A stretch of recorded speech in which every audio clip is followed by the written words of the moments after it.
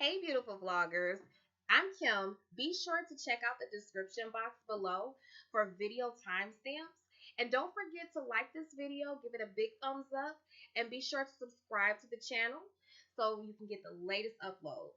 So today I will be doing a recap review on Queen Sugar Season 2, Episode 2.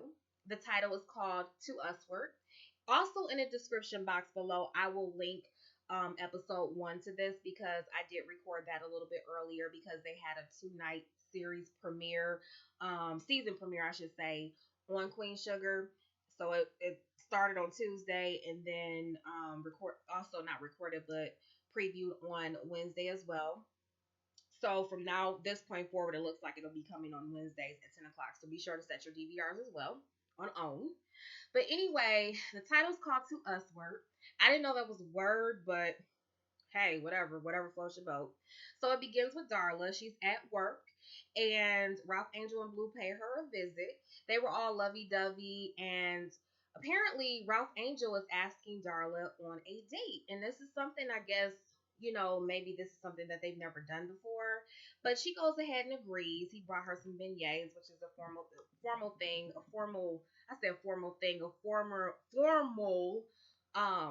dessert down in New Orleans. I've had them before and they are very, very, very good. But it moves on quickly to the barber shop.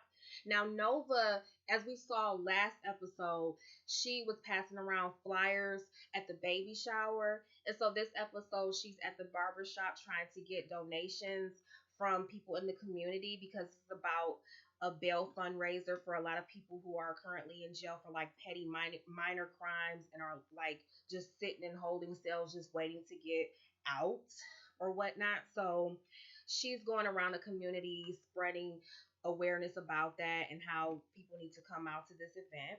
And one of the barbers, now I'm not going to spoil it, but one of the barbers was paying extra attention to her and saying, well, leave that tip jar here because I'll make sure people are going to be with the cause and blah, blah, blah.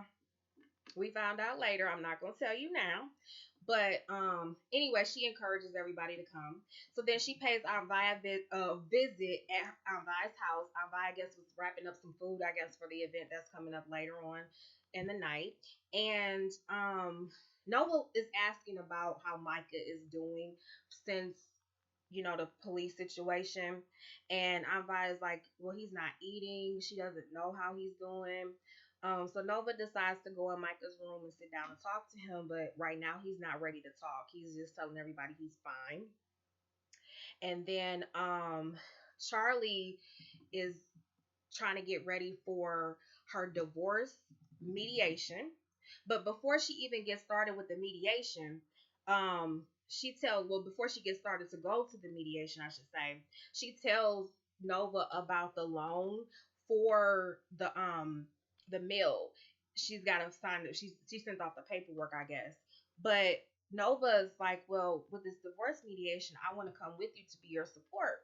But she doesn't want anybody to come there, and and I could understand that. But Nova's character in this whole show seems like she loves to support people, and I love that about her. And I don't know her exact relationship with Charlie, but it seems like she's always trying to brush people off. She wants to do a lot of things on her own. She's a very powerful woman. Both of them are, I should say. But Charlie is very powerful and she's very personal too. She doesn't want a lot of people in her business. So then it moves on to Ralph Angel. He's trying to pick up I guess he's trying to pick up, place an order for planting seeds for the soy beings, and him and Blue are there, and he wasn't aware that Ernest, who was the father who passed away last season, had actually took Blue to that same place, and Blue was playing with the baby chicks or whatnot, and inviting Ralph Angel to help him. It seemed like a lot of people, like the guy who owns that particular seed place or whatever you want to call it, he even noticed, and everybody but Charlie is noticing Ralph Angel stepping up with the farming business. And he said the same thing Prosper said last episode. Your father would be very proud of you. And Then he goes on to the bank to withdraw money because he gets the bill to see how much the seeds will cost to put in the ground. And he wants to get the money from the shared account that Nova, Charlie, and Ralph Angel have together for the farm. And unfortunately, Charlie has blocked the signature withdrawals. So basically, Ralph Angel would have to go to Charlie to get the money out, and that made him so mad. He was at the bank and he was so mad about that because he doesn't want Charlie to know what he's up to, because clearly he doesn't know what she's up to. Like, she just abruptly tells everybody last season, yeah, I bought a sugar mill. Like, and I used money that I had to, I had to do this for daddy. But he's trying to also save the land. So while Charlie's going into the business part of the mill, Ralph Angel is going to the business part of the farm and the land because he wants to keep that legacy going, especially with that will he has and knows about that his father actually wants him to have it. That's why he's pushing so hard into this. So then it moves on to At the High Yellow, and Ralph Angel and Blue visit Aunt Vi, and she had a lot going on. She was complaining about a sink being messed up, and then she only had two waitresses there because he was asking her, "Are you back to wait tables? I thought you was a manager." But she's like, it don't matter if you're a manager or not. If you got all these customers in here, you better get on wait staff too.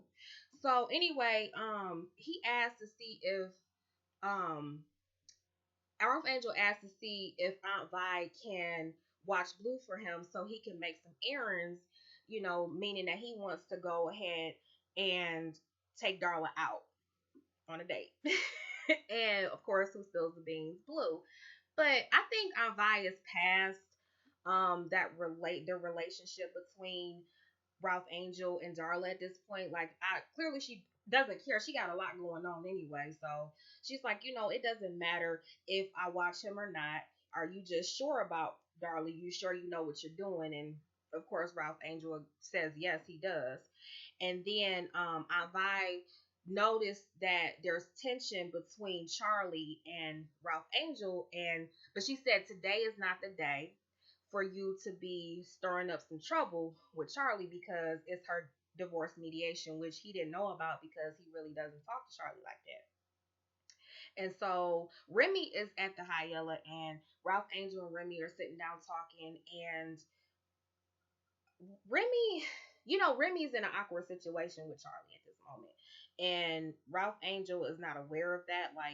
But Remy assures Ralph Angel that this has nothing to do with your sister and da da da da. I respect your father. I'm still going to be here to help.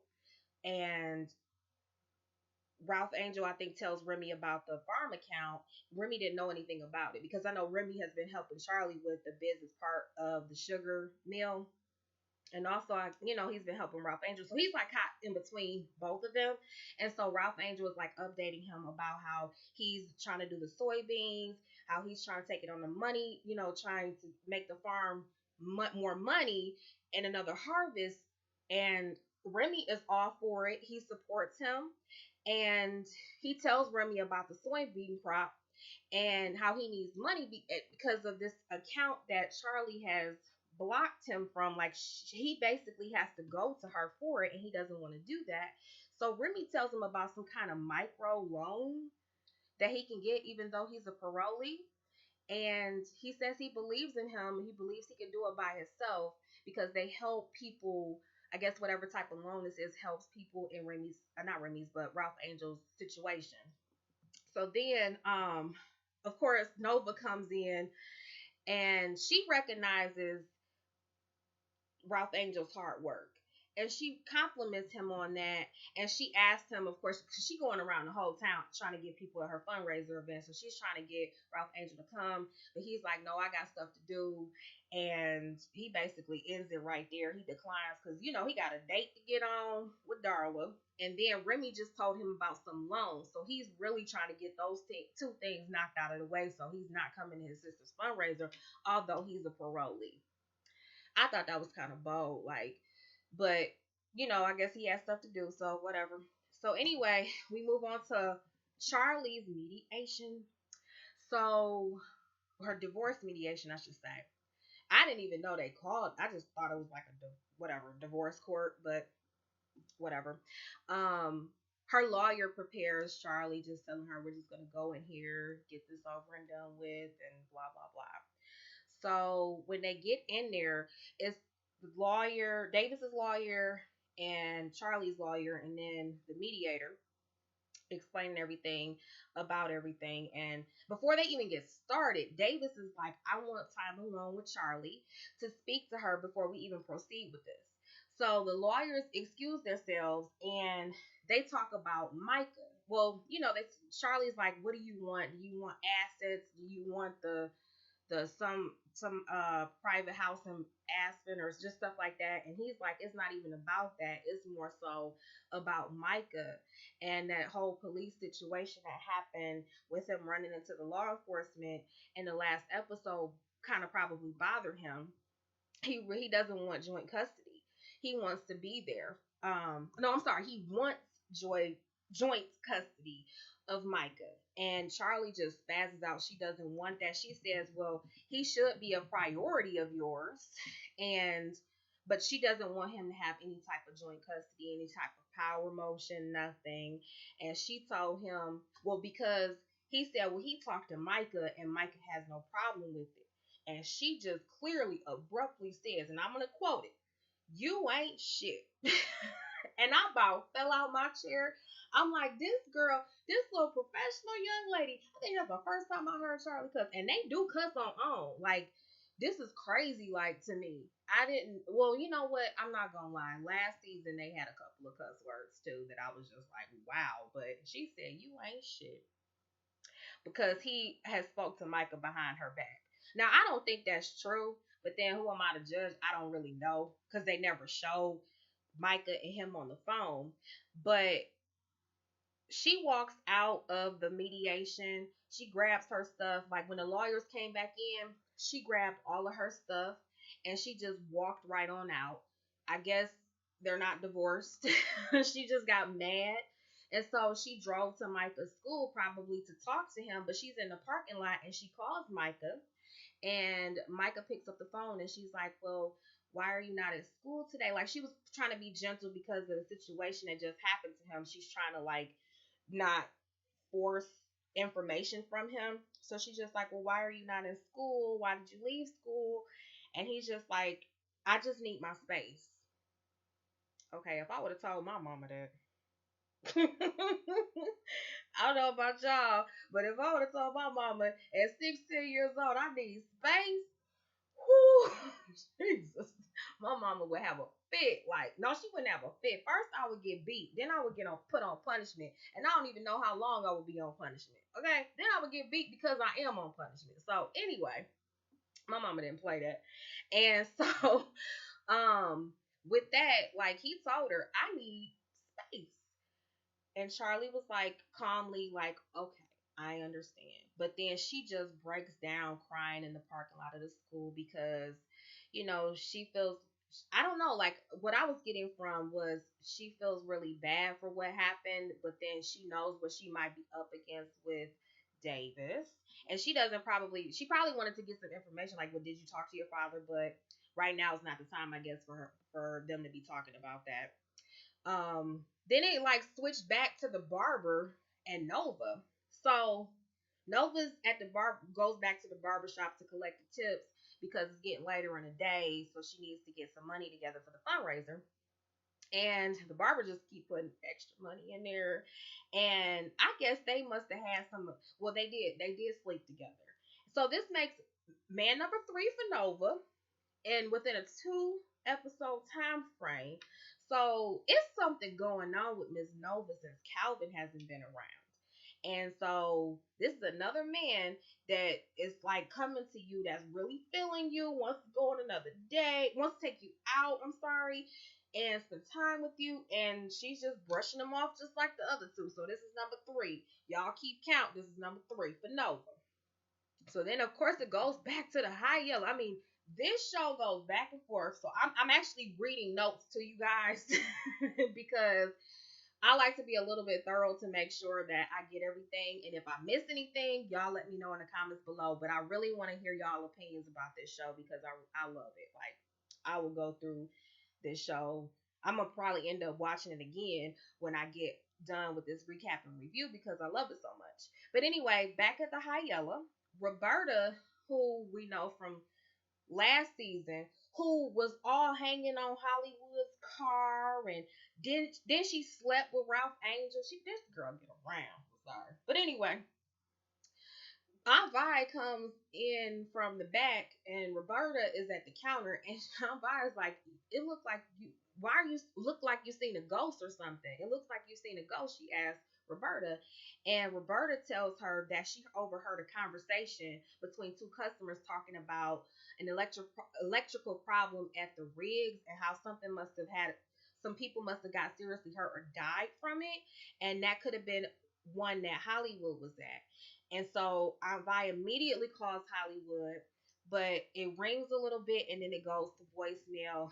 And we are kind of left like, what happened for a minute? Like, what's going on with Hollywood? So then it flashes forward after the commercial.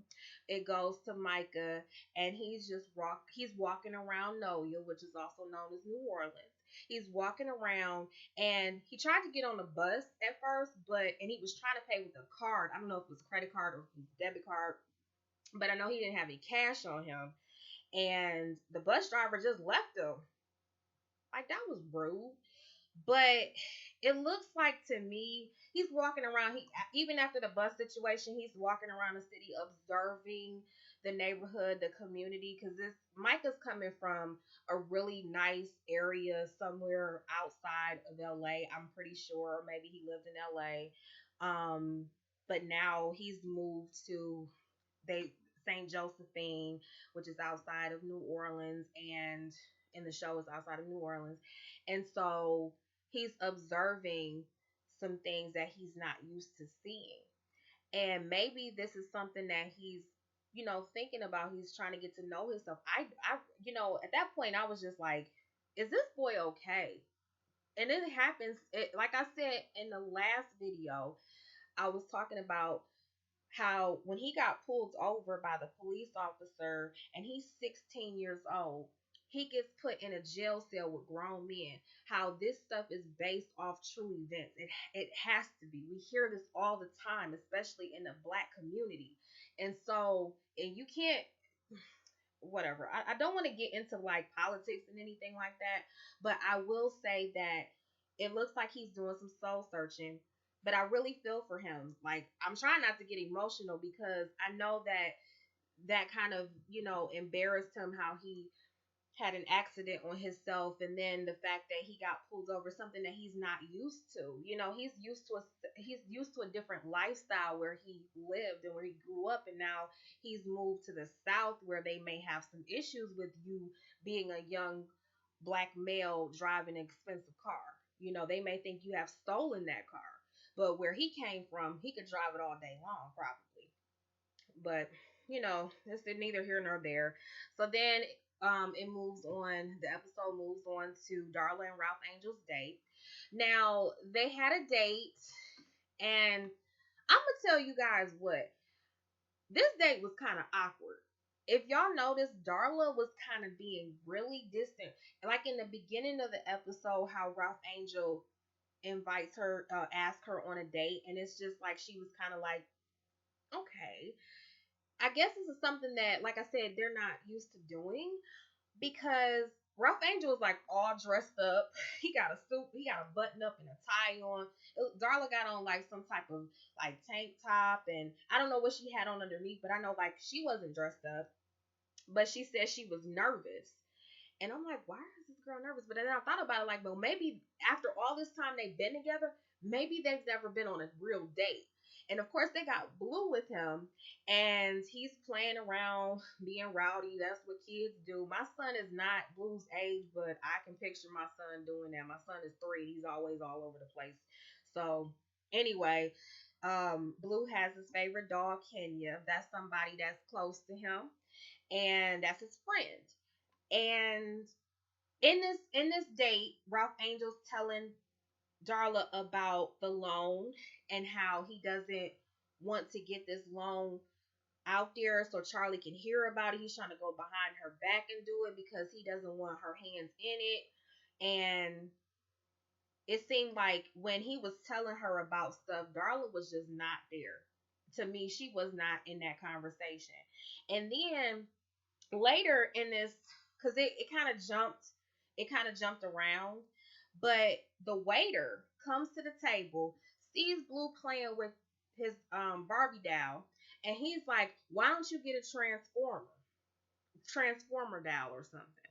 And so Ralph Angel's like, "Well, like he just cuts him off and says, get him a dessert and get his friend a dessert too," and just leaves it at that. And I'm like, "Ooh," he kind of snapped at the waiter, and then later on he didn't want to tip the waiter because he was kind of mad about it. So then it moves on to Charlie. Charlie actually calls her mom. Now when she picked up the phone, I'm like, "Oh, she about to call Remy." But instead, she called her mom and left her a message about when she was a little girl, how her mom knew exactly what to say and how much she misses her. Now, this is like the first time I think I've ever seen. We all have probably never seen Charlie talk to her mom. I know her mom sent flowers to Ernest's funeral when he died. Sent flowers, to her condolences when he died. But I don't know if she ever talked to her mom or anything like that. More than like she did, but it wasn't recorded. But this time she actually leaves her mom a message, and then she goes to Remy's house. She said, I guess she never been there. It seemed like last season she was there, but I guess not. Maybe it was on Vi's house. They houses kind of look alike inside. But she pays Remy a visit and tells him that she didn't go through with the divorce yet. Um, but he kind of quickly cuts her off and says he normally doesn't have visitors on this day because technically the day that she's visiting him is the day that his ex-wife passed away, and she was in the Army Reserves. And he goes on to well, I'm sorry, let me not say that yet. She apologizes for showing up and she tries to excuse herself, but Remy's like, he invites her in the house and tells her to stay with him and keep him company because maybe that's what he needs. And she agrees, she stays, and he goes on to tell Charlie about how she died because Charlie's like looking around and she sees the flag that they fold up in a triangle, and she's like, "Was this hers?" And he's like, "Yes." And he goes on to explain how she died and stuff like that. But then, as they're, it's like a little mirage, not a mirage thing. I don't know what they technically call it, but while he's explaining her death, and they show Aunt Vi waiting at a bus station, waiting to see if Hollywood is gonna get off the bus because with that information that she got from Roberta concerned her about Hollywood. So she wants to make sure he's alive because he didn't pick up his phone. And y'all, let me tell y'all, I'm telling you, this show, it just gets my heart going because Hollywood gets off the bus and he runs up to her and she runs up to him and they just embrace each other. And I'm sitting up here bawling my eyes out. I don't know if y'all could tell, but I done had to put a little bit of makeup on because I was crying because I thought that was just so sweet because of the situation that they've been going through. I mean, they sitting up here not liking each other, knowing that they love each other. And that's what happens, when you love somebody and then you don't like them the next minute. I'm trying not to get all teary eyed now because that that part got me. But anyway, then it moves on to Nova's event. And let me say, Nova, she got that powerful speech. I mean, whoo, it gives you goosebumps. I got a sweater on. I got goosebumps.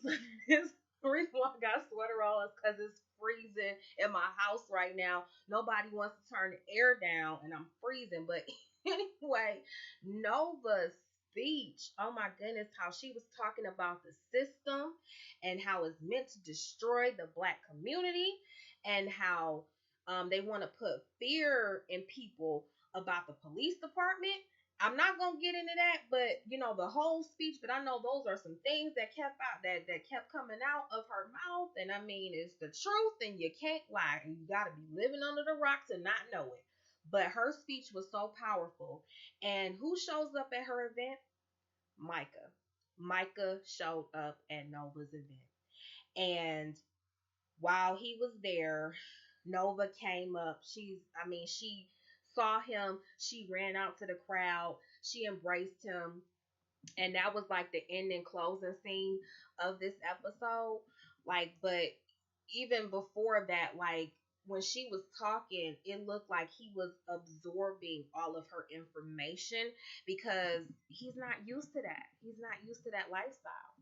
So, you know, it was definitely a good episode. But one thing I do want to say, two things I do want to say was, I was about to call him Remy Ma.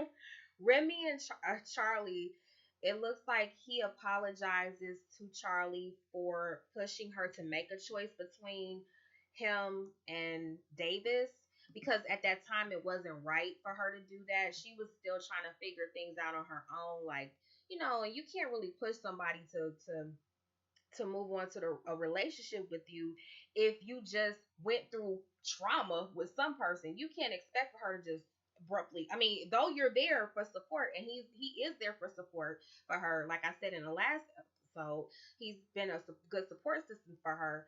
She has to grieve, and that's exactly what he said. Because I'm like, if he don't say that word, because she has to grieve, like she's a part of her is dying almost, like she's lost. I think she said 18 years she been with Davis. Y'all can correct me if I'm wrong, but I know she been with Davis for some time, and he was her first person that she's been with, and she married this person. She felt safe with this person. She had a child with this person, and then this person betrayed her. So she has to go through this little grieving process, and it seems like Remy is going to be there for her. And then we leave off with Ralph Angel and Darla at their date too. Like I said earlier, it was kind of awkward because Ralph Angel didn't want to tip the waiter because of his rude comment he said about Kenya, the Barbie doll that Blue plays with, and so he didn't want to tip him. But it turns out he didn't have enough money to actually leave a tip for him. And Darla's like reaching for her purse, like he's like, no, no, no, I want to do this right. I want to do this. He just don't deserve a tip. But Darla's like, he does deserve. Well, she probably works for tips as well, so she could probably understand that.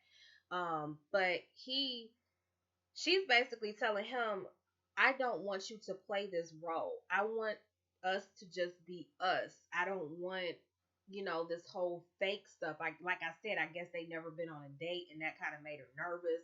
But she just doesn't want to play. Well, first of all, the first episode, she said she don't want to play house no more. And then this episode, she's saying, I just want us to be us. So I guess Ralph Angel is trying to be a little, I'm not going to say pushy, but maybe he's trying to be more involved with her. And she's kind of coming off as standoffish right now. But after their little date, Ralph Angel has a piece of paper in his hand. He's looking at it.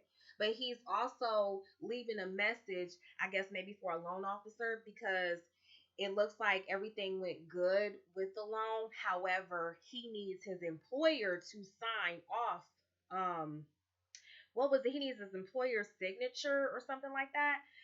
And technically, Charlie's still his employer, so he has to figure out how he's going to go around that.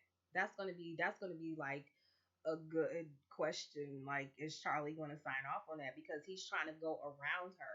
So that piece of paper that he's holding is the will. So we have a question mark there, like what's going to happen next week? Because I certainly want to know. So unfortunately, we have to wait a whole week, guys, for episode 3. But it leaves us lingering on Aunt Vi and Hollywood. They're not the perfect couple, but they're like my ideal couple. Like when you get older, she is such a cougar. She is such a cougar to me. And then what's gonna happen with Charlie and Davis? Like, are they going to actually go through the divorce? Because Charlie just like kind of, it looked like she kind of backed out of it. I guess she has to reevaluate things because she does not want him to have joint custody with Micah. And then speaking of Micah, mentally and emotionally what's going on with him, we can see that whole police situation really affected him. And then good thing Nova's putting it out there, putting everything on blast. So I'm going to go ahead and end this now, guys. I hope you enjoyed. Please be sure to give it a thumbs up and be sure to leave your comment as well. Bye-bye. Thank you for coming to Writer's Vlogs. In the description box, you'll find links to our social media, blog, and anything else you need to know. Be sure to rate, comment, and subscribe to our channel. Mwah!